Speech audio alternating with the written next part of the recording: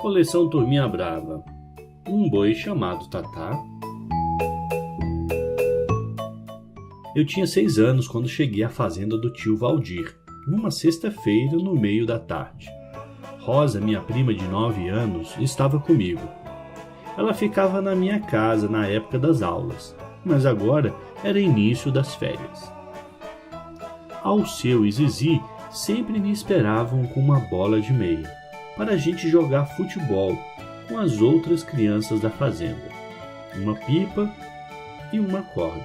Mas Zizi gostava mesmo era das brincadeiras de roda.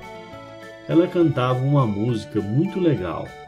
Era assim: atirei o pau no gato, mas o gato não morreu, eu. Dona Chica admirou-se do berro que o gato deu. Miau.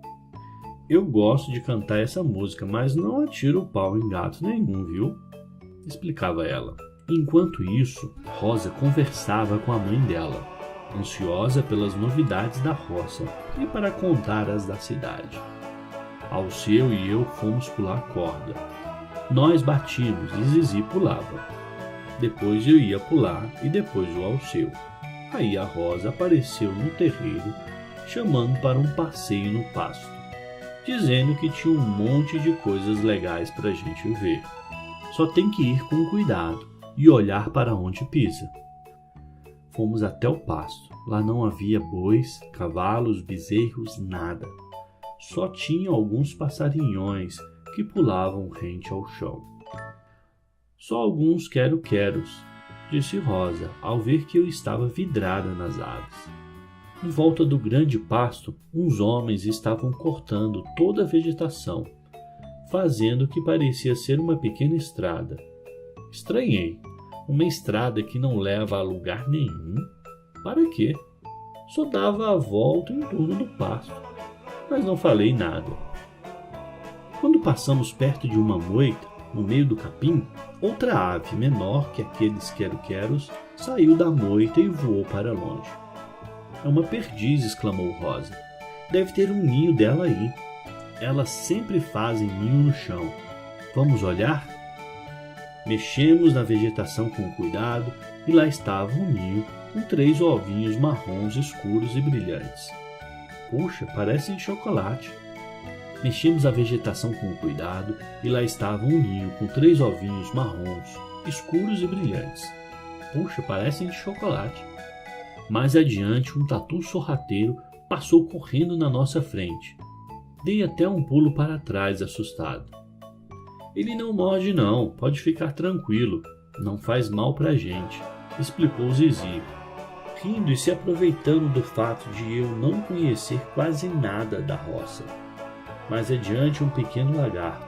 Aí o próprio Alceu paralisou. Não andava e nem desandava.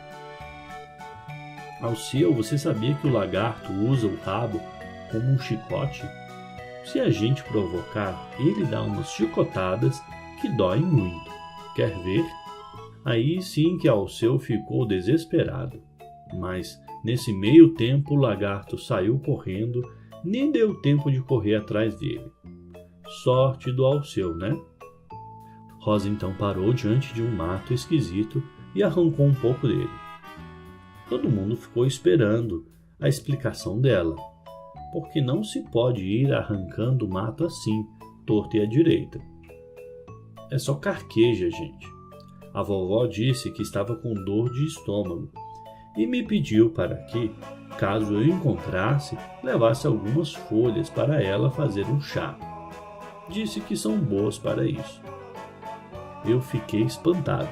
Nem sabia que chá fazia daquele jeito. Para mim, ele vinha naqueles saquinhos. Não tinha nada de má. A Rosa viu que eu fiquei espantado. E aí começou a me mostrar várias plantas que para mim eram apenas matos. Mas ela dizia o nome e falava se funcionava como remédio ou veneno. Ela aprendeu tudo com a avó, Dona Marieta, grande conhecedora das tais ervas medicinais. Começou a escurecer e ficar bem amedrontador. De repente, uma grande coruja saiu de uma moita e voou por cima de nós. "Epa!" exclamou Rosa. "Vocês viram? Era uma coruja buraqueira. Ela faz um ninho num buraco no chão e não deixa ninguém chegar perto quando tem filhotes." Todo mundo de olho arregalado, com medo da tal buraqueira. E a Rosa explicando como se fosse a coisa mais natural do mundo uma ave voar em cima de você durante a noite. Resolvemos voltar, já que tudo estava ficando bem perigoso. Porém, reparei que Rosa estava um pouco triste e não entendia direito o porquê. Também não quis perguntar a ela na frente dos outros primos. Mal chegamos, encontramos o tio Valdir, que voltava do trabalho da roça.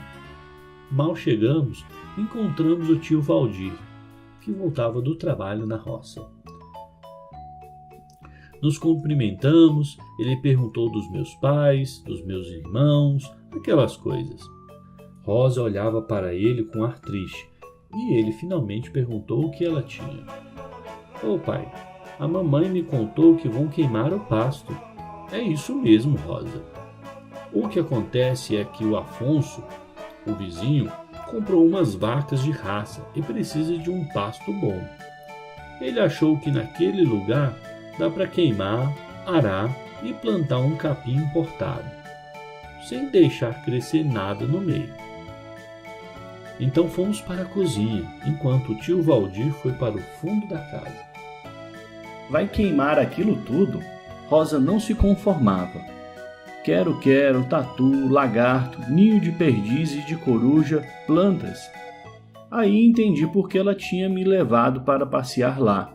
Queria me mostrar a vida que existia ali. Vai ser hoje à noite, completou. E aquela estradinha em volta do pasto? Para que serve? Perguntei. Não é estrada, é um aceiro, que serve para interromper o fogo ali e ele não se espalhar pela vizinhança. Depois de tomar um banho, jantamos em silêncio. Ninguém falou nada, mas sabíamos que bem naquela hora Afonso e seus empregados começavam a queimar o pasto. De repente, veio uma gritaria danada do lado de fora. Tio Valdir e tia Dolores saíram depressa e deram de cara com Afonso, com uma cara de assustado. Um fogo correu atrás de mim, gaguejava. Um fogo comprido. O boitatá, murmurou a tia Dolores. Trouxeram Afonso para dentro da casa, deram um pouco de água para ele se acalmar e pediram que ele contasse tudo com mais detalhes. Quando eu ia começar a pôr fogo numa moita de capim, aquela coisa esquisita apareceu sorrateira. Parecia uma cobra de fogo correndo por cima do pasto. Minhas pernas bambearam e eu me lembrei do que dizia minha mãe. Se o boitatá aparecer, feche os olhos e reze até ele ir embora. Não adianta correr que ele te pega. Foi isso que eu fiz. Então a reza funcionou mesmo. Ainda bem que não se queimou, disse o tio Valdir. Até senti aquele calor em volta de mim, mas não abri os olhos, só rezei. Continuou Afonso. Depois de uns minutos, senti que ele tinha ido embora e abri os olhos. Aí vim correndo para cá. Tia Dolores falou para o tio Valdir. Não falei? Para que queimar o campo sem precisar? O boitatá não perdoa essas coisas, não. Eu não entendia nada que estava acontecendo. Arrisquei a perguntar. Tio Valdir, quem atacou o Afonso foi o Tatá? Um boi aqui da fazenda? Todo mundo riu e eu fiquei com cara de bobo. Não é um boi, menino. A palavra boitatá é de origem indígena. Alguns tupis moravam aqui. Significa cobra de fogo. Mas por que ele ataca e queima as pessoas? Perguntei. Ele é o protetor dos campos, explicou. Quando alguém queima os campos sem necessidade, como aquele pasto, ele queima essas pessoas como castigo. Afonso explicou ao tio Valdir que não iria mais queimar o pasto. Depois de se acalmar, foi embora, ainda com medo do boitatá. No dia seguinte, depois do café da manhã, Rosa, Zizi e outras crianças estavam cochichando num canto. Depois vieram me chamar. Vamos brincar de roda? E fomos todos. Rosa anunciou que ia cantar. atirei o pau no gato, mas com uma letra diferente que ela havia inventado e ensaiado com outras crianças. E a cantoria foi mais ou menos assim: atiçou fogo no mato, mas o mato não queimou, mou. Todo mundo admirou-se do berro que Afonso deu. Boitatá!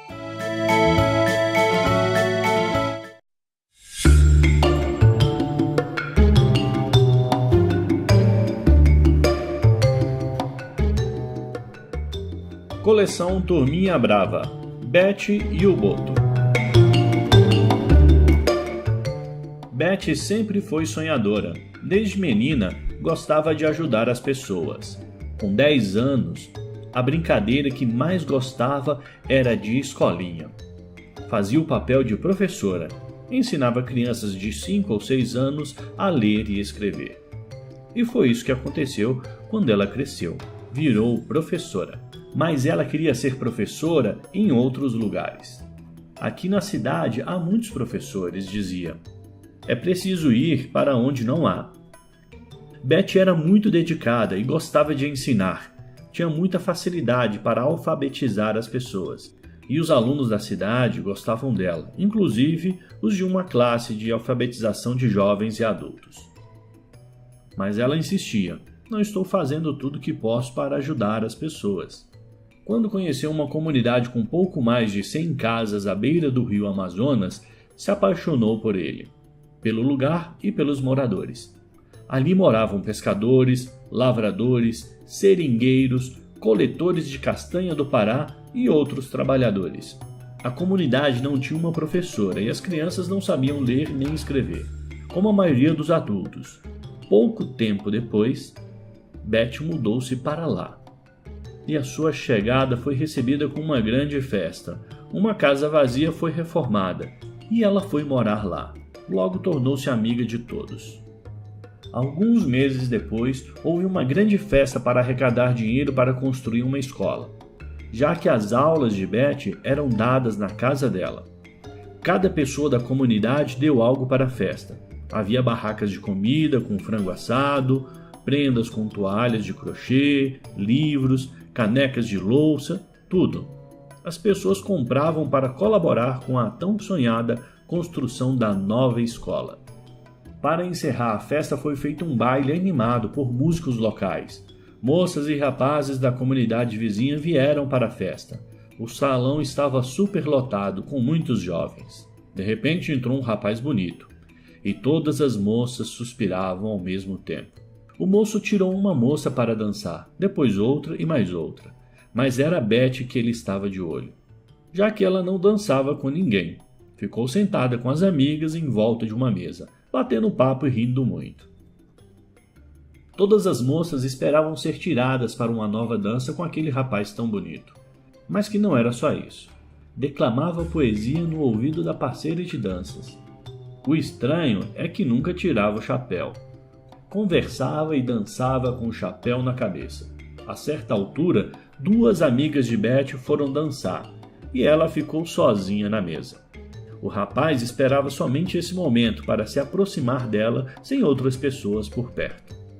O que faz a moça mais linda da festa sozinha numa mesa, sem dançar com ninguém?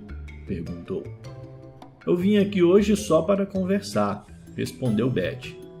Quem é você? E onde mora? Desculpe-me, não me apresentei. Meu nome é Botelho. Onde moro é segredo, só conto se você dançar comigo a noite toda. Então prefiro não saber, sorriu Betty. Não vou dançar com ninguém hoje. Que orgulhosa, foi a vez dele brincar. E que pena, é um desperdício uma moça tão linda ficar sozinha. Nesse momento a música acabou e as amigas voltaram para a mesa. O rapaz então cumprimentou as meninas com um gesto no chapéu e retirou-se. Bem que ele podia ficar aqui com a gente, suspirou uma delas. O rapaz foi até o balcão, bebeu alguma coisa e ficou só observando. Dali a pouco Botelho tirou Julieta para dançar, dançou com ela várias vezes, não dançou nem falou com mais ninguém. De repente Lia, que era aluna de Beth e que tinha ido ao baile para acompanhar Julieta, sua irmã, sentiu falta dela. Cadê a Julieta? Procurou, perguntou, até que enfim um rapaz afirmou: a Julieta acabou de sair com um rapaz de chapéu. Parece que foram em direção ao rio. O rapaz de chapéu? Xiii, é o Boto, disse Sebastião, um pescador que conhecia muitas histórias do Boto. Um rapaz bonito, bom de conversa e que só com o olhar deixava qualquer moça apaixonada.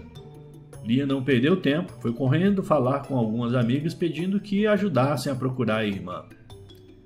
E lá se foi um bando procurar Julieta e o tal Botelho. Mas se o Botelho não for o Boto? Perguntou Jussara, amiga de Julieta. Simples, a gente manda o tal Botelho tirar o chapéu.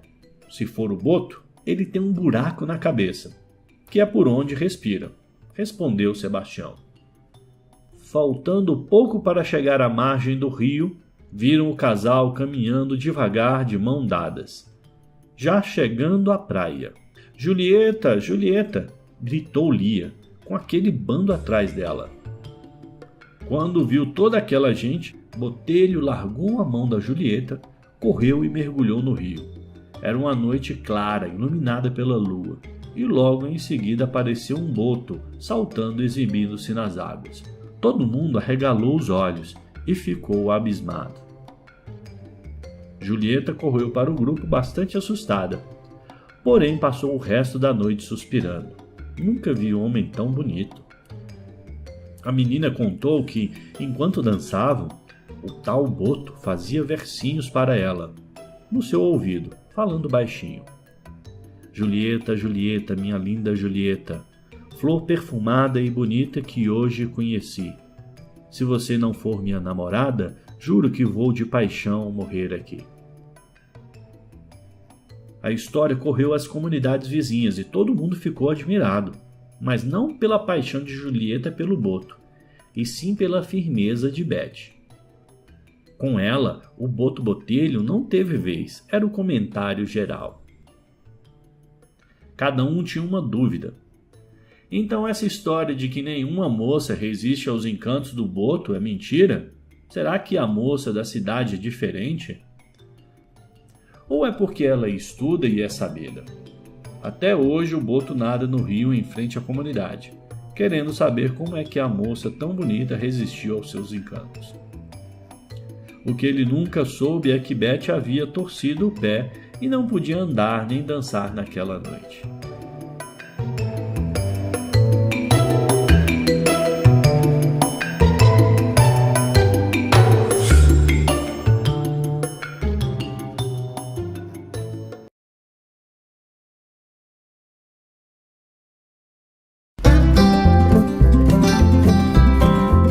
Coleção Turminha Brava, o caiporismo do Tenório. Que azar, Tenório não parava de reclamar. Bem feito, repetia Denise, sua irmã. Tudo começou em uma pequena viagem até a fazenda Matão. Na verdade, havia começado antes ainda, quando Nicolau soube que essa fazenda, com uma bela mata, estava à venda. Uma coisa que ele gostava na fazenda era aquele casarão enorme, antigo, cheio de janelas.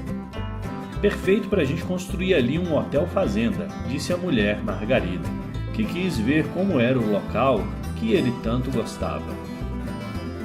Combinou com Belmiro, o dono da fazenda, e levou a família toda para passar um fim de semana lá. Além de Margarida, levou os 4 filhos, Tenório de 17 anos, Denise de 16, Luísa de 8 e Paulinho de 6. Denise ainda levou a amiga da escola, Olga. Tenório praticava arco e flecha e dizia que um dia seria campeão desse esporte. Levou o arco e algumas flechas, para o caso de achar um lugar para praticar ali. Nicolau lembrou-se durante a viagem de uma música de seus tempos de criança e ensinou para a turma. O sapo não lava o pé, não lava porque não quer. Ele mora lá na lagoa e não lava o pé porque não quer mais que chulé. No caminho, Tenório percebeu que Olga estava jogando charme para ele. A paquera começou logo no comecinho da viagem. Logo depois de chegarem e se acomodarem, todos foram almoçar. Então, junto com Lilico, o encarregado de mostrar tudo aos visitantes, foram até o pomar. Lilico contava para as crianças as frutas daquelas árvores: caju, manga, cabeludinha, araçá, jambo. Seguiram para um caminho que atravessava o bosque e Lilico continuava tagarelando. Quem conhece a árvore do pau-brasil? É esta bonitona aqui. E caminharam mais até chegarem à beira de um açude. Lá havia uma família de capivaras que pulou na água quando as pessoas chegaram. Nicolau mostrou a mata bonita um pouco além do açude. Era por causa daquela mata que a fazenda se chamava Matão. É grande mesmo, informou Lilico. É uma reserva com muitos animais silvestres. A gente pode entrar nela? Perguntou Olga. Acho meio perigoso. Caçador não pode entrar de jeito nenhum, informou Lilico. Então tem animais lá? Perguntou Tenório. Se alguém comprar a fazenda, daí pode caçar, não é? Margarida logo deu uma bronca. Matar animal silvestre é crime, Tenório. Dá cadeia. Mesmo que não fosse crime, é errado fazer isso. Querendo se exibir para Olga, Tenório cochichou para ela. Ainda caço aí. Voltaram em seguida para a sede da fazenda. Jantaram, contaram causos e Margarida reuniu as crianças numa sala e contou histórias, enquanto os jovens se divertiam jogando pique-pongue. No dia seguinte, as atividades continuaram logo cedo. Quando antes do café da manhã, todos foram ver como se tirava leite das vacas. Lilico então mostrou a eles um mangueiro, um cercado em que se criavam alguns animais, com porcos, cabritos, galinhas e alguns perus. Nossa, parece um monte de cofrinhos, exclamou Luísa, divertindo-se ao ver uma porca amamentar 6 porquinhos recém-nascidos. Veja o que vou fazer, disse Lilico, que em seguida deu um assobio comprido.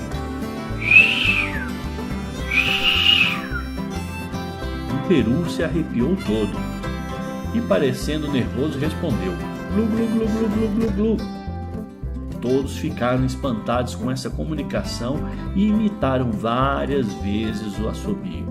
O peru até começou a desconfiar que era bagunça das crianças. Depois de conhecerem outras partes da fazenda, uns foram apanhar frutas para levar para casa, outros foram ver o açude. Até a beira do açude foram Olga, Tenório, Luísa e Paulinho. Tenório havia levado seu arco e flecha. Lá revelou suas intenções. Vocês vão ver que sei usar isso aqui muito bem. Quando viu Tenório caminhando em direção à mata, falando que ia entrar na mata e caçar um bicho, Luísa correu de volta à sede da fazenda. Encontrou Denise e Lilico e contou o que tinha visto. Eles correram para lá, para impedir que Tenório fizesse alguma besteira, mas não deu tempo. Denise chegou lá gritando: Tenório, Tenório, volte! Passaram-se poucos minutos e o menino voltou, porém corria feito um desesperado.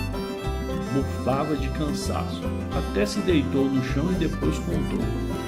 Vi um porco no mato, um cateto, sabe? Atrás dele veio outro, depois outro, um monte. Peguei o arco e uma flecha e ia apontando para um deles. Quando apareceu montado num cateto maior, um sujeitinho mal encarado, com um porrete na mão.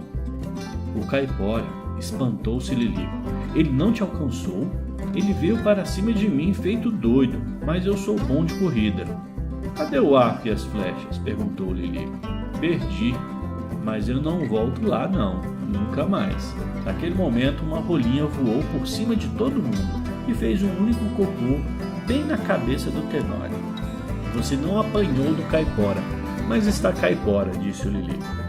Ele apareceu para você, ele só aparece para quem quer fazer maldades com os animais da mata. E dá um azar danado para quem faz isso.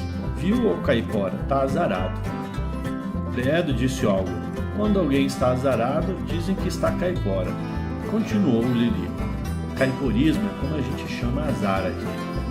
No caminho de volta à sede da fazenda, Tenório escorregou, caiu e depois pisou no formigueiro de formigas chamadas lava-pés, que picaram toda a perna dele.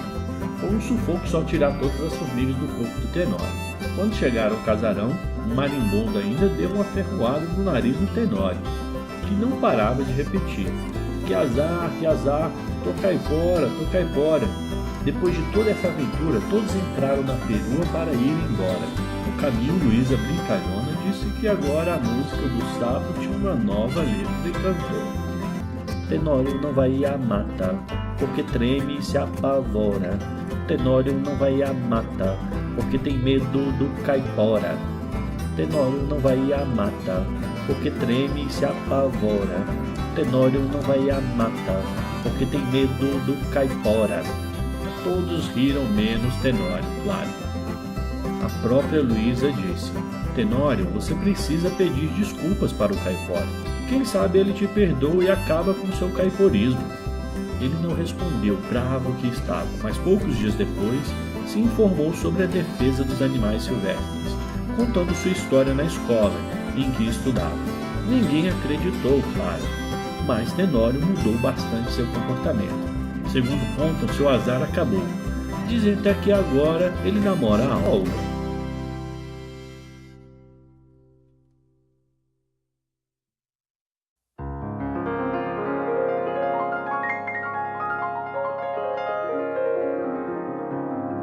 Coleção Turminha Brava. O dia que Joaquim correu atrás do Curupira mata adentro. Um dia Joaquim e seu sobrinho Dudu foram visitar um amigo e na volta resolveram cortar caminho por uma trilha dentro da mata. Dudu estava meio temeroso, achando que ali poderia ter cobras e outros bichos perigosos. Joaquim falou com ele: Olha meu facão, Dudu, se qualquer bicho aparecer aqui, eu o enfrento. Joaquim é engraçado e gosta de amedrontar o Dudu. Eu encaro qualquer coisa com meu facão, espanto até a assombração, falou rimando. Ele gosta de rimar. Dudu sabia que tal assombração era invenção do tio, mas ele mesmo tinha ouvido falar de uns seres que protegem a mata e não gostam que as pessoas maltratem as árvores e os animais. Então falou: se eu fosse você, não provocava, tio.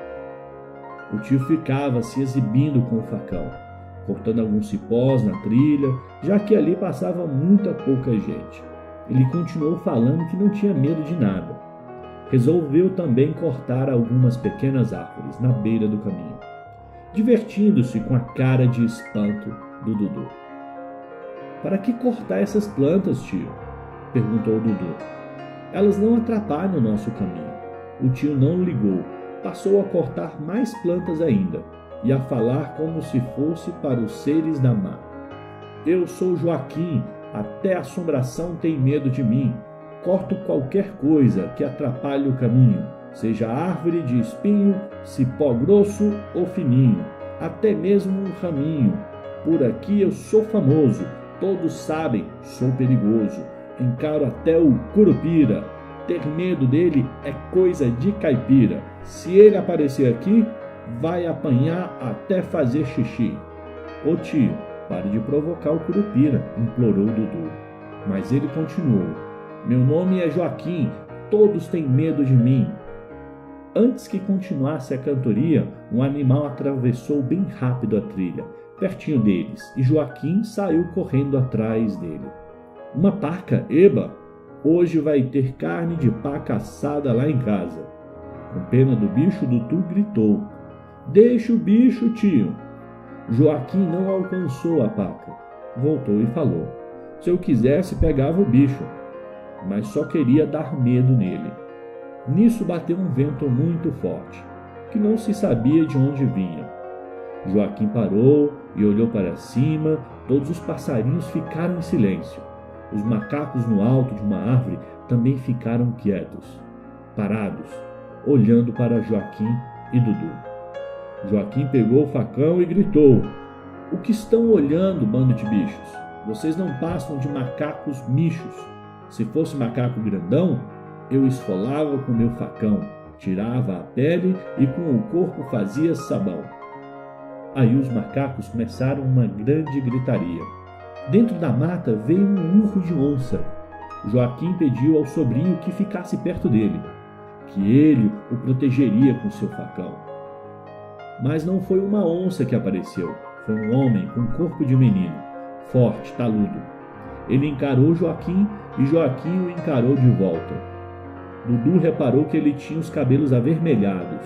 Quando abriu a boca como se fosse uma ameaça, seus dentões eram verdes.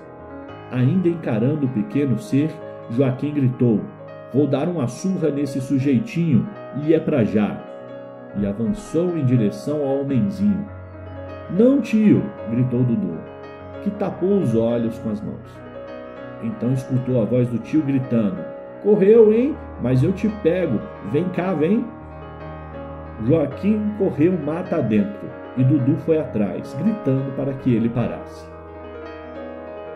De repente, um assobio. Joaquim parou. Lá estava o sujeitinho de novo, a uns 10 metros de distância, uma pequena clareira. Joaquim foi para cima dele. Dessa vez o baixinho não correu. Quando Joaquim ia pegá-lo, foi o baixinho que o pegou. Ele era forte. Dominou Joaquim, sentou-se num tronco e pôs o rapaz no colo, com o bumbum para cima. Naquele momento, Dudu viu que ele tinha os pés virados para trás, com os calcanhares para frente, e murmurou: "Nossa, é o Curupira mesmo! Puxa!" Joaquim esperneava, gritava, mas não conseguia escapar. E o baixotinho, rindo, pegou um pedaço de cipó e bateu em seu bumbum várias vezes. Joaquim esperneava, gritava, não conseguia escapar. E o baixotinho, rindo, pegou um pedaço de cipó e bateu em seu bumbum várias vezes. "Ai, ai, ai, ai, ai!" gritava Joaquim. Depois disso, o Curupira o soltou e falou imitando a voz do Joaquim: "Joaquim, Joaquim, deixa de ser ruim. Desta surra você não vai se esquecer jamais e vai aprender a respeitar as plantas e os animais. E para você deixar de ser valentão, vou ficar com o seu facão." Depois disso, o Curupira largou Joaquim e entrou na mata de novo, calmamente, exibindo o facão do Joaquim, que estava sentado no chão, todo sem graça. "Que surra, hein, tio?" debochou Dudu rindo. Joaquim olhou para um lado, depois para o outro e não reconheceu aquele lugar. "Onde é que a gente está, Dudu?" "Na corrida atrás daquele safado, nem reparei aonde estávamos indo." Os dois estavam definitivamente perdidos. A clareira não tinha saída, era mato por todo lado. Dudu sabia que o Curupira faz isso com quem não respeita a mata e seus animais. Enquanto Joaquim andava em círculos, Dudu ficou bem no meio da clareira. De repente escutou um assobio e viu encostado numa árvore o Curupira, que agora sorria, quase gargalhava na verdade, mostrando todos os dentes verdes. O Curupira fez um sinal de silêncio para o Dudu. Depois indicou uma direção para ele, fazendo sinal que era para ir por ali e seguir sempre em frente. O garoto fez o sinal de positivo, sorriu e depois chamou o tio. "Tio, achei o caminho, é por aqui." Desconfiado, o tio foi até aquela beirada da clareira e havia mesmo uma pequena trilha, como ele não tinha visto antes. Agora era Dudu que fazia brincadeiras com o tio.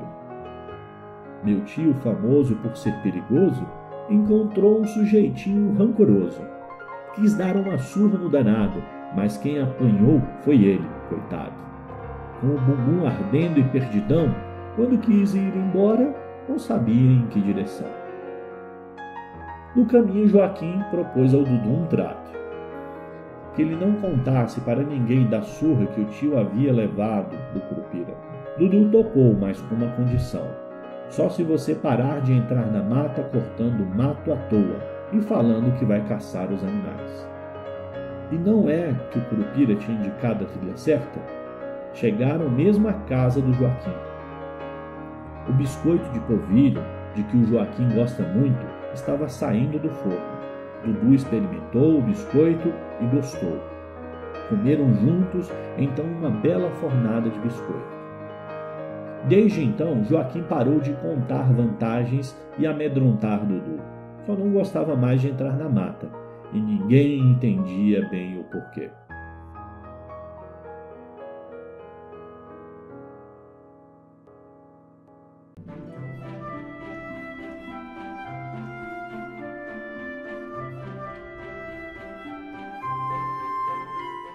Coleção Turminha Brava, Um Mergulho Atrás da Iara, segunda edição. Em um dia lindo e ensolarado, Lili resolveu sair para dar um passeio pela beira do rio. Caminhou no meio das árvores para chegar a uma praia pequena e bonita.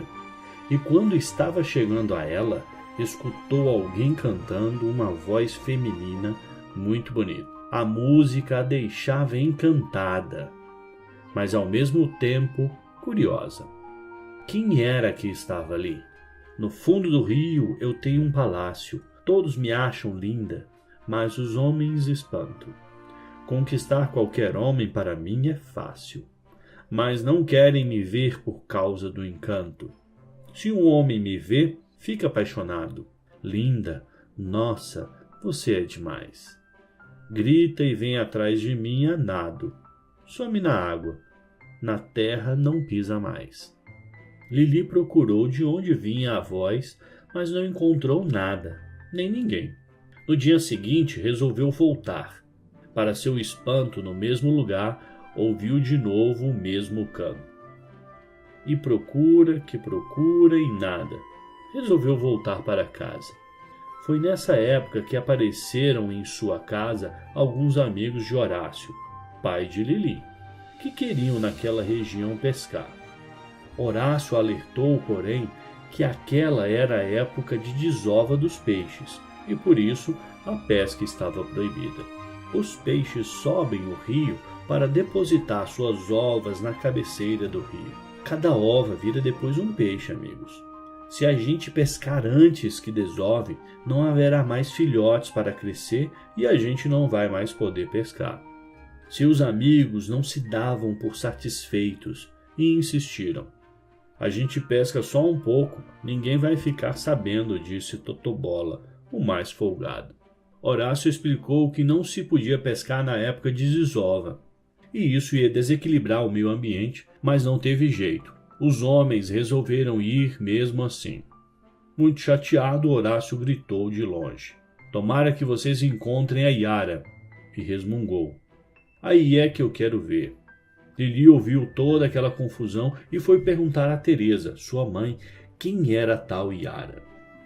Ah, deixa pra lá, Lili, respondeu Teresa. É só uma lenda. Dizem que ela protege os peixes e os outros animais que vivem nas águas. Por que os homens insistem em pescar na época da desova? Perguntou, mas a mãe deu de ombros. Lili resolveu então voltar à beira do rio e ouvir aquele canto tão agradável.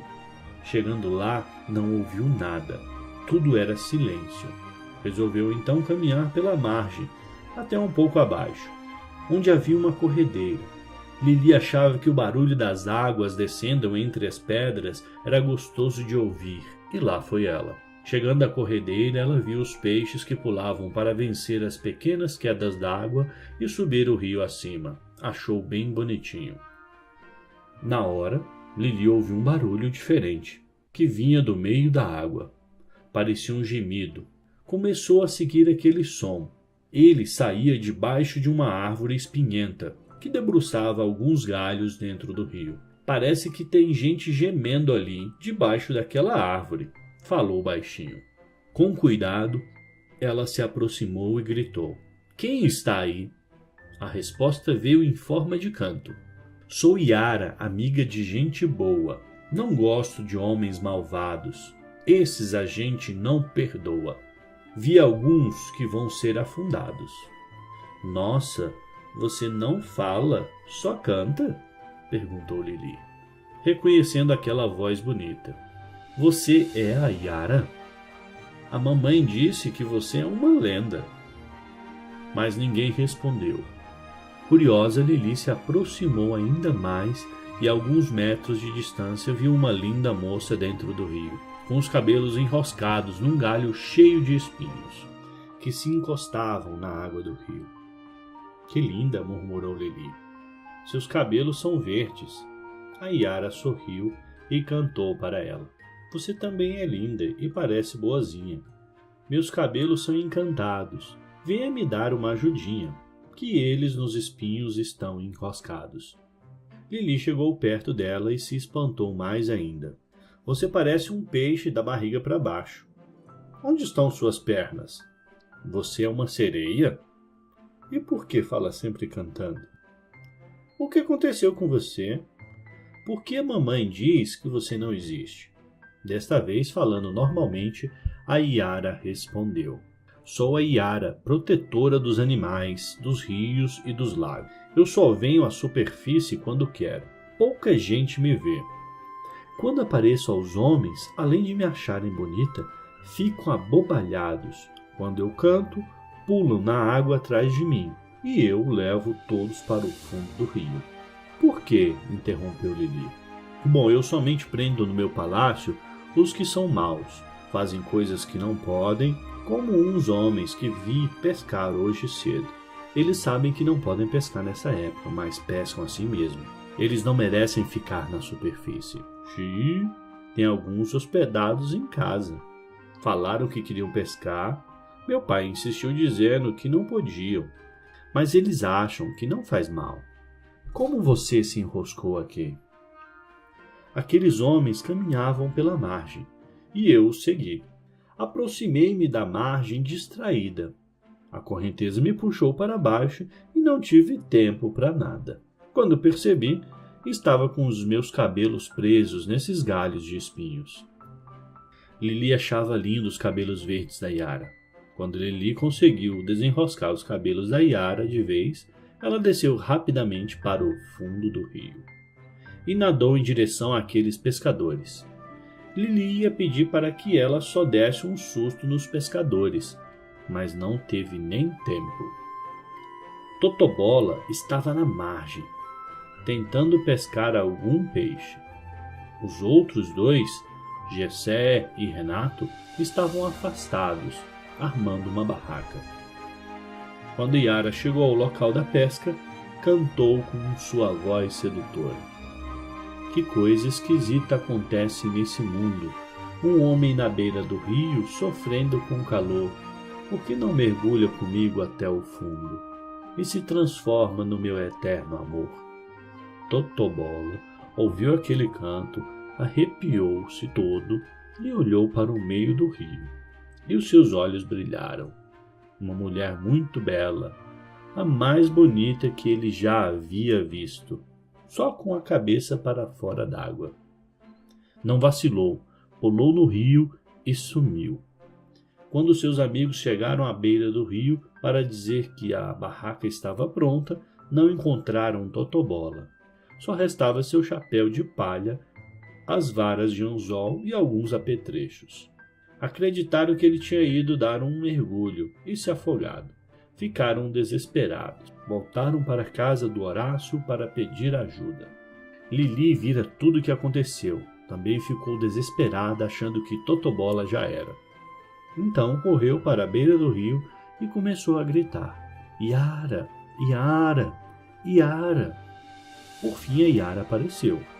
Por favor, traga o Totobola de volta.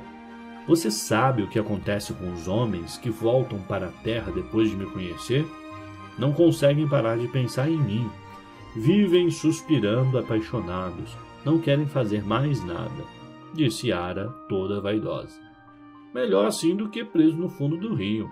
Por favor, disse a menina. Atendendo o pedido da nova amiga, Yara libertou Totobola, que nadou até a margem e foi para a casa do Horácio, para a alegria de seus amigos que perguntaram o que havia acontecido. Por que o amigo tinha sumido? Cabisbaixo, chateado, Totobola só suspirava e dizia: ela é linda, ela é linda. Os amigos não entenderam nada, mas logo voltaram para a cidade. Gessé e Renato disseram que ia levar um amigo a um psiquiatra. Ô pescaria azarada, resmungou Renato. E Lili ficou feliz. Tinha ajudado um amigo de seu pai e ainda havia feito amizade com uma lenda. Desde aquele dia, todas as tardes de sol, ela vai à beira do rio ouvir o canto da Iara.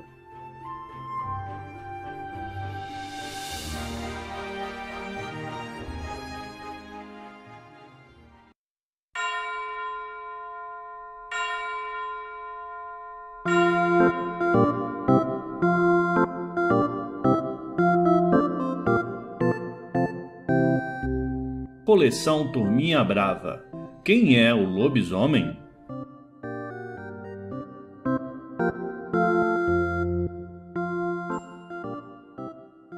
Sou um lobo perigoso, ataco até criancinha, mas o que acho mais gostoso é titica de galinha. Essa era a música que Zico cantava ao andar pela rua. Ele a inventou depois que ouviu alguém contar sobre um lobisomem que havia atacado o galinheiro de um sítio vizinho e deixado várias galinhas mortas. O mais esquisito é que ele comeu toda a titica de galinha do galinheiro, contou seu Arlindo, dono do sítio. Como é que o senhor sabe que ele comeu a titica? Perguntou Naná, irmã do Zico. Seu Arlindo era atencioso com as crianças, tinha paciência com elas. Com a Naná de 7 anos e com o Zico de 5. Filhos de seu Ernesto e Dona Piedade. Eu uso titica de galinha para adubar as plantas, contou ele. Fui pegar um pouco hoje, mas o chão do galinheiro estava limpo. É verdade, confirmou Dona Piedade. Lobisomem ataca tudo que é ser vivo, galinha, cachorro, gente adulta, criança, mas gosta mesmo é de comer titica de galinha. Isso inspirou Zico, que vivia inventando música para tudo, mas deixou o Naná com nojo. Dona Piedade contou mais. O lobisomem é um homem que, à meia-noite de toda sexta-feira e de lua cheia, vira um bicho grande como um lobo. Por quê? Zico quis saber. Tudo ele queria saber o porquê. Dizem que quando um casal tem 6 filhas em seguida e depois disso nasce um menino, às vezes acontece dele carregar essa maldição. Foi por causa dessa conversa que Zico criou essa música e cantava toda hora. Sou um lobo perigoso, ataco até criancinha, mas o que acho mais gostoso é titica de galinha.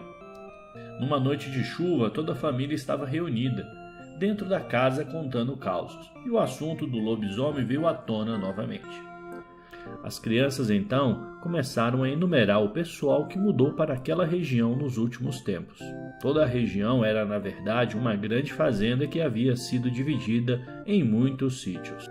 Severo, Agenor, Zeca, Orizumbo, Denilson, Marcelo, Ademar, Vavá, Genésio.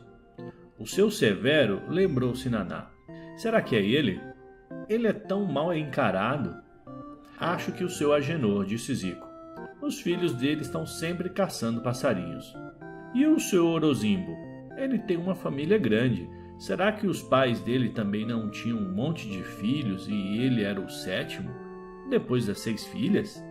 O seu Denilson não fala com quase ninguém, vive calado. O seu Ademar não pode ser, ele é muito bonzinho. Mas a mamãe disse que o lobisomem só fica mal quando vira esse bicho. Então pode ser ele também. O seu Vavá é um senhor doente, coitado. É amarelo, não tem ânimo nem para trabalhar. O sítio dele é o mais maltratado de todos. O seu Genésio é bravo. O seu Zeca é brincalhão, gosta de contar muitas piadas. O seu Marcelo mora sozinho. Foram comentando até que a Dona Piedade lhes deu uma bronca. Vocês gostariam que outras crianças ficassem imaginando essas coisas do pai de vocês? O que achariam se falassem que o Ernesto é isso ou aquilo? Depois desse pito, pararam com a lista imediatamente. Mas Zico nem ligou e foi dormir cantando. Sou um lobo perigoso, ataco até criancinha, mas o que acho mais gostoso é titica de galinha. Tudo seguiu em paz por algumas semanas, até que numa manhã de sábado, seu Denilson contou que um cachorro grande, alto e orelhudo, havia atacado o galinheiro dele na noite anterior. O bicho dava uns rosnados feios, segundo ele. Ele havia escutado a barulheira, abriu a janela para ver o que era e viu aquele animal no galinheiro.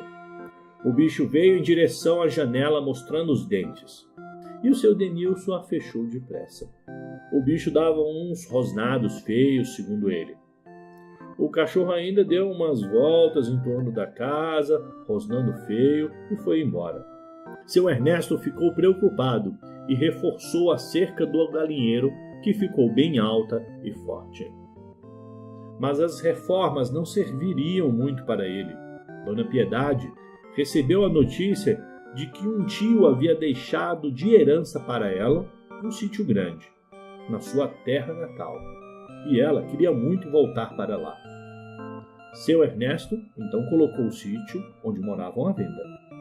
Algumas semanas depois, apareceu um comprador, ele visitou o sítio, gostou, acertaram o preço e marcaram um dia para o seu Ernesto ir à cidade receber o dinheiro. Zico nem ligou, enquanto Naná só lamentava. Que pena, eu gosto tanto daqui. Você vai gostar de lá também, dizia a mãe. É um lugar bonito e vocês têm muitos primos lá. No dia marcado, seu Ernesto foi à cidade, recebeu o dinheiro da venda do sítio e depositou no banco. Em seguida, encontrou alguns amigos e contou que mudaria dali a 2 dias. Foi para o sítio tarde da noite e teve que caminhar 3 quilômetros a pé para chegar. Foi admirando a lua cheia, bonita, clareando tudo. Era uma sexta-feira. Logo chegando, quando passou em frente ao galinheiro, escutou um barulho esquisito, um rosnado. Olhou para trás e viu um cachorro enorme, orelhudo, a boca reganhada, mostrando dentes enormes. O lobisomem! Gritou apavorado. O bicho correu em sua direção e ele não vacilou. Pulou em cima de uma cerca de tábuas do curral e dali saltou para cima do telhado do galinheiro. O cachorro ficou pulando, tentando subir no telhado também. Seu Ernesto estava apavorado. A única arma que tinha era um canivete que usava para descascar laranja e sempre levava no bolso. Deu um pulo, o lobisomem chegou a colocar as 2 patas dianteiras no telhado do galinheiro, tentando subir nele. Nesse momento, seu Ernesto pegou o canivete e espetou no focinho do bicho, que saiu doido e vando desesperado. Cansado e bastante assustado, seu Ernesto desceu do galinheiro e entrou correndo na casa. No dia seguinte, foi à cidade de novo, levando a família toda para se despedir dos amigos, pois se mudaria no dia seguinte. Ao passar pelo posto de saúde, viram que saía de lá o seu Vavá, com um curativo grande no nariz. Zico, que estava conversando com uma colega da escola, cantou nessa hora. Sou um lobo perigoso, ataco até criancinha, mas o que acho mais gostoso é titica de galinha. Só o seu Ernesto percebeu que Vavá fez uma cara muito feia ao ouvir a cantoria do menino. Mas nenhum dos dois falou nada, apenas se cumprimentaram. Depois seu Ernesto comentou com a dona Piedade que tinha descoberto quem era o lobisomem. Tenho certeza, mulher, eu machuquei o focinho do bicho e o seu Vavá apareceu com um curativo no nariz. É muita coincidência, não acha? Bom, se for isso mesmo, então agora ele está curado, disse ela. Qualquer ferimento que tire sangue, mesmo que seja só uma gota, cura o lobisomem, lembra? Mas é preciso tomar cuidado, pois os lobisomens curados ficam com medo daquele que descobre o segredo dele. Medo que ele conte aos outros. E pode querer fazer algum mal a essa pessoa.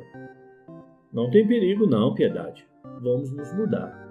Meses depois, Dona Piedade recebeu uma carta de uma ex-vizinha que, além de dar notícias de tudo da cidade, da colheita de milho, da batata, das crianças que nasceram, do noivado da filha do seu Arlindo, ainda contava sobre o seu Vavá. De uns tempos para cá, ele perdeu aquela cor amarelada, sabe, Piedade? Ele está corado, forte e trabalhador. Seu sítio agora é um dos mais bonitos daqui. Você precisa vir nos visitar e ver com seus próprios olhos. Seu Ernesto disse então: Tá vendo, Piedade? Eu tinha razão.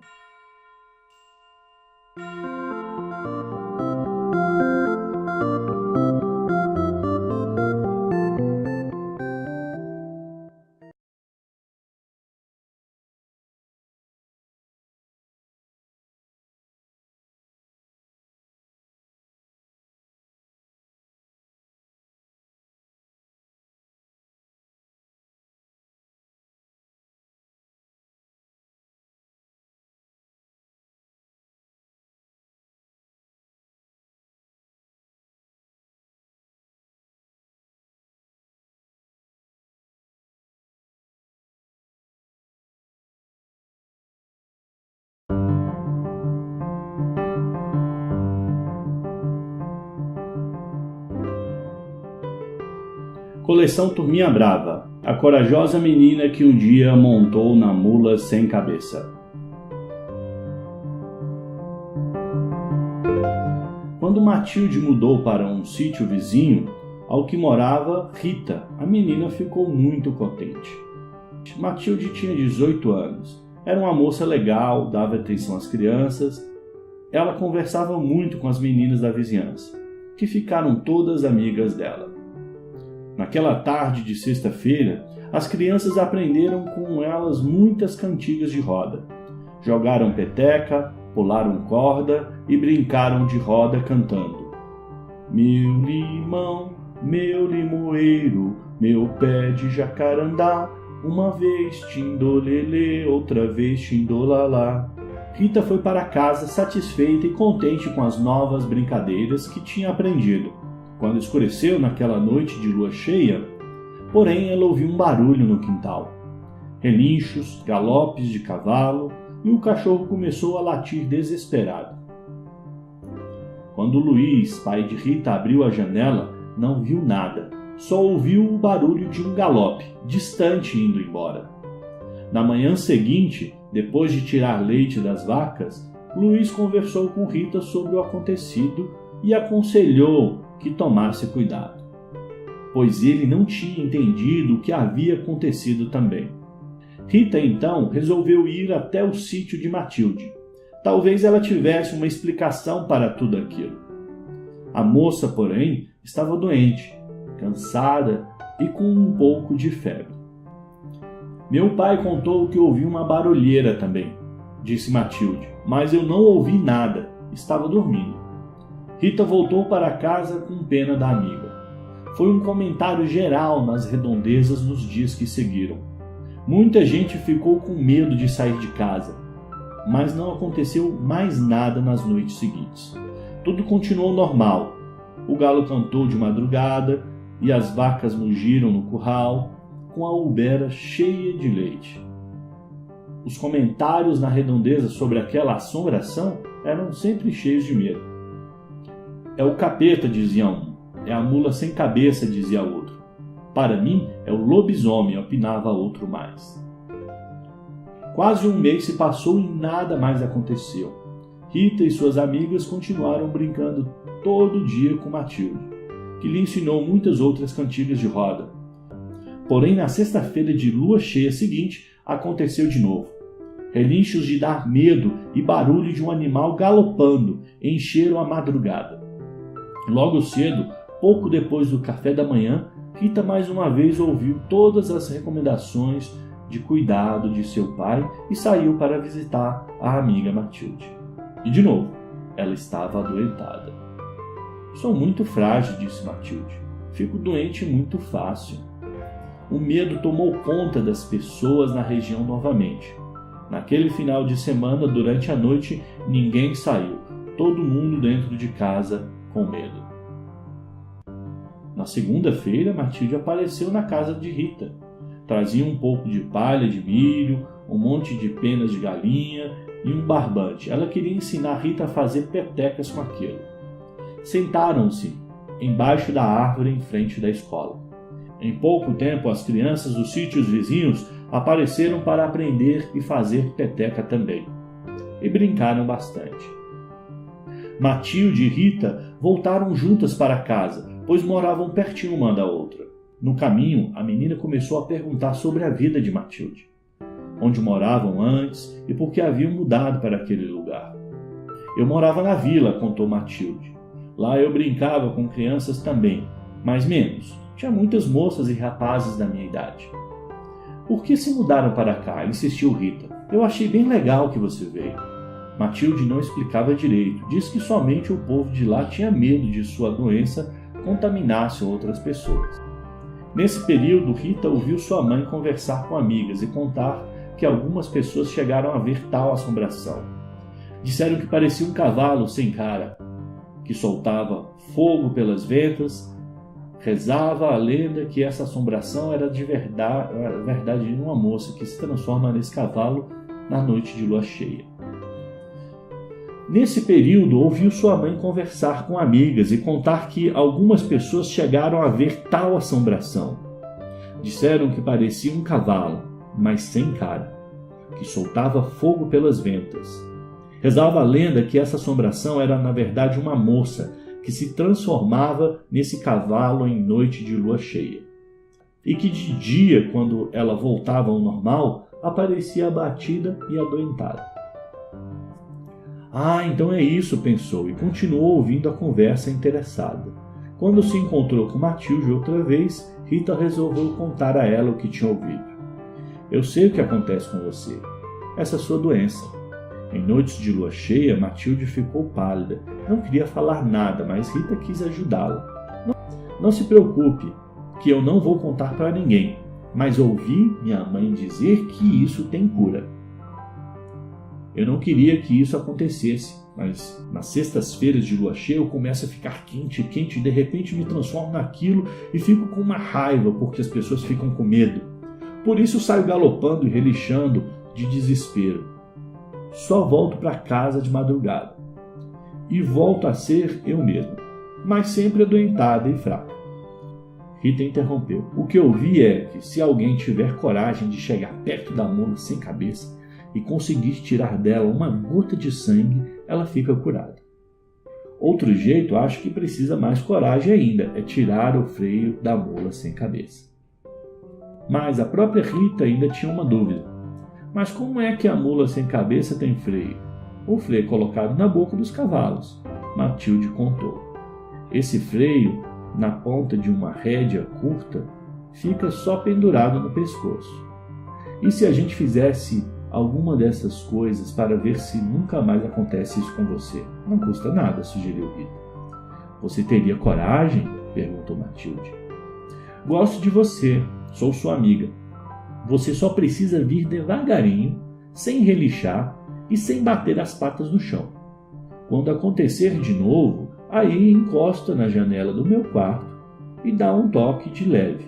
Não vou te machucar, só vou tirar o freio. Dias depois, Rita dormia quando ouviu alguma coisa batendo de leve na janela. Pegou então um cobertor, abriu a janela e lá estava aquele animal, soltando fogo na ponta do pescoço, onde deveria ter a cabeça. Mas era pouco fogo, talvez porque a mula estivesse calma. Rita subiu na janela e a mula se encostou, e a menina montou nela e saíram. Ela segurava a rédea que tinha na ponta o freio pendurado no pescoço. A mula caminhou com ela até atrás do paiol, e lá a menina desceu, segurando a rédea. Jogou a rédea por cima do fogo da mula e pronto, tinha tirado o freio dela. A mula tremeu toda, deitou-se no chão, de uma vez se transformou em uma moça. E era mesmo Matilde, porém estava nua. Rita a envolveu no cobertor e ela voltou correndo para casa. No dia seguinte, as meninas se reuniram para brincar de roda e Matilde se juntou a elas. Em certo momento, Matilde contou uma nova cantiga. Da laranja quero um gomo, da maçã quero um pedaço, da menina mais bonita quero um beijo e um abraço. Aí abraçou Rita com muita emoção e ganhou dela um beijo no rosto.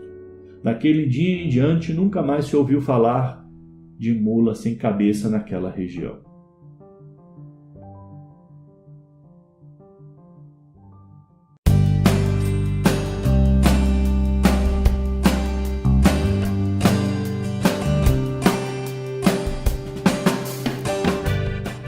Coleção Turminha Brava.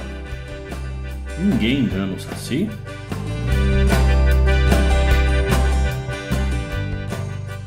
Vai mais um pouquinho de chá de erva cidreira? Perguntou Tontonho. Tremendo, Mané Valente disse que não. Ou melhor, não disse. Só balançou a cabeça de tanto medo. É melhor você dormir aqui. Amanhã vá embora com o dia claro.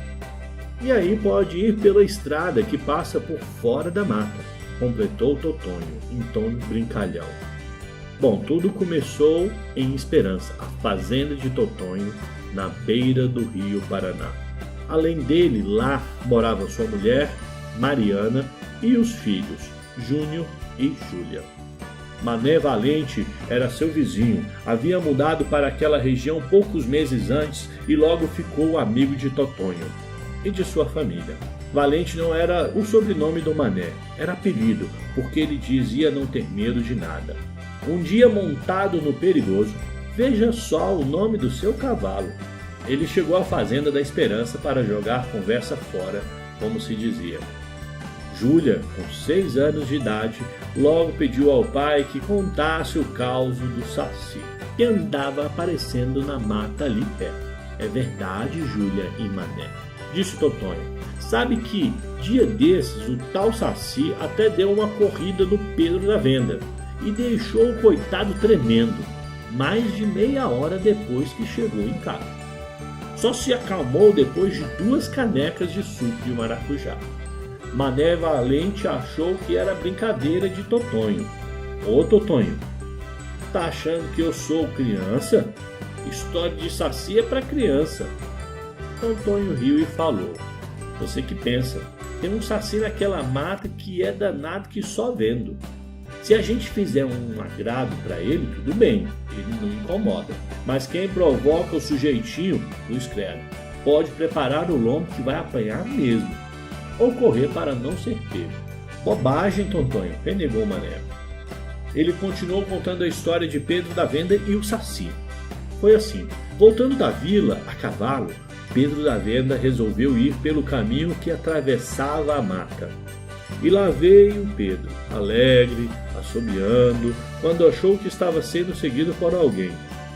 Quem está aí? Gritou ele. Uma gargalhada alta foi a resposta, mas ninguém apareceu. Júlia e seu irmão de 5 anos, Júnior, ouviram a história com atenção. Aí apareceu aquele negrinho de gorro vermelho e de uma perna só, bem na frente dele. Pediu fumo? Vai para os infernos que eu não vou te dar nada, foi a resposta de Pedro. Pra quê? O Saci danou-se a assobiar na orelha dele e na do cavalo. Pulou na garupa e o cavalo ficou desesperado. Começou a pular, derrubou o cavaleiro e disparou pelo caminho. E atrás do cavalo disparou Pedro, correndo feito besta. O Saci pulou no cavalo e ficou gritando que ia dar uma surra em Pedro, que então saiu correndo do Saci e chegou em casa esbaforido. E mesmo com toda aquela história, não houve jeito. Mané Valente não acreditava mesmo em Saci. E na hora de ir embora, quando começou a escurecer, montou no Perigoso, disse que ia pelo meio da mata, que Saci não existia e que ele não tinha medo de coisa nenhuma. Leve um pedaço de fumo, uma caixinha de fósforo para dar para ele, Mané. Não custa, insistiu Tontonho, mas o homem fingiu que nem ouviu. Virou o cavalo em direção da mata e saiu galopando. Menos de 1 hora depois, chegou de volta, meio desmaiado em cima do cavalo, que chegou disparado.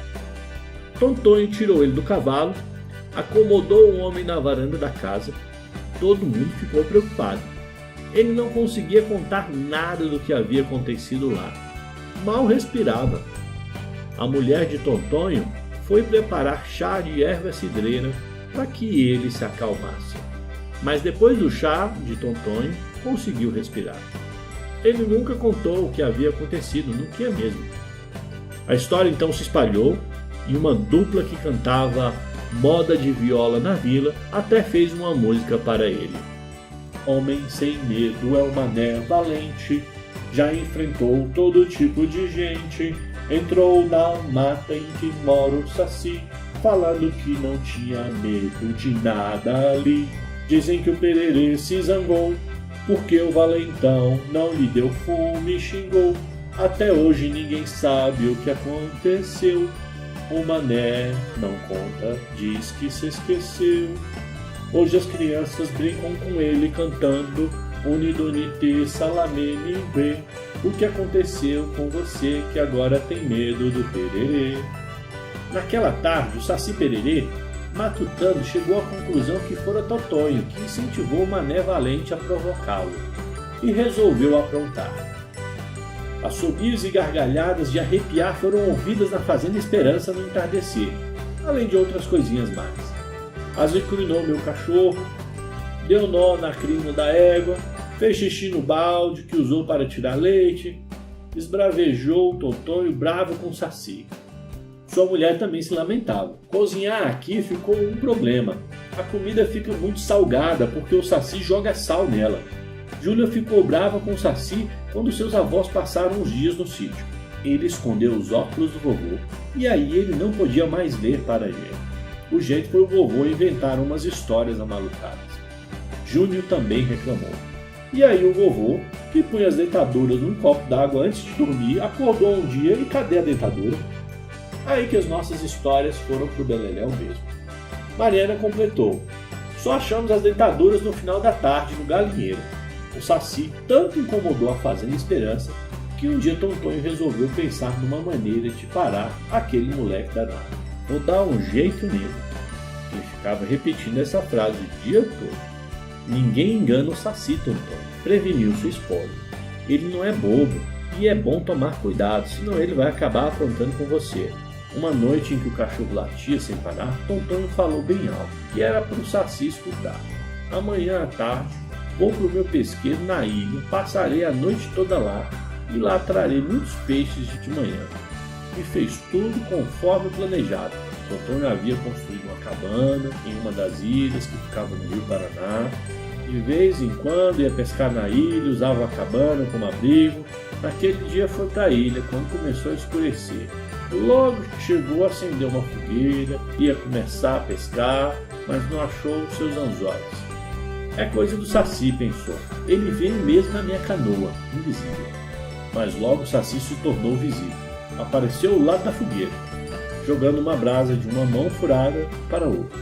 Em certo momento a brasa passou pelo buraco da mão direita e caiu. E o danado deu uma gargalhada que deixou o Tontonho todo arrepiado. Tontonho gaguejou. Não tem importância, tem outros anzóis lá na cabana. O que acontece é que a mãe de Tontonho havia contado certa vez que o Saci não atravessa a água. Então, quando ele foi se aproximar da cabana, o Saci foi para lá antes dele, para aprontar mais. Só que Tontonho fingiu que ia para a cabana, mas voltou correndo, subiu na canoa e remou depressa, deixando o danado na ilha. E prometeu a si mesmo nunca mais ir à ilha. Um dia, porém, um barco cheio de turistas parou na orla da ilha. Ninguém viu o Saci, já que ele manteve-se invisível, que não é bobo nem nada. O Saci então subiu no barco, escondeu a bengala de um velho, deu um nó na barba de um rapaz, jogou sal em tudo que o cozinheiro preparava, até no café. Foi confusão o tempo todo. Quando chegaram de volta ao porto, saiu de dentro do barco um redemoinho e ouviu-se uma gargalhada forte e alta. Ainda bem que levaram o Saci para bem longe da fazenda. Assim ele dá sossego para a gente, disse Mariana, a esposa de Tontonho, aliviada ao ouvir a história do barco e dos turistas. E foi assim que Tontonho ficou conhecido em toda a região como o único homem que conseguiu enganar o Saci.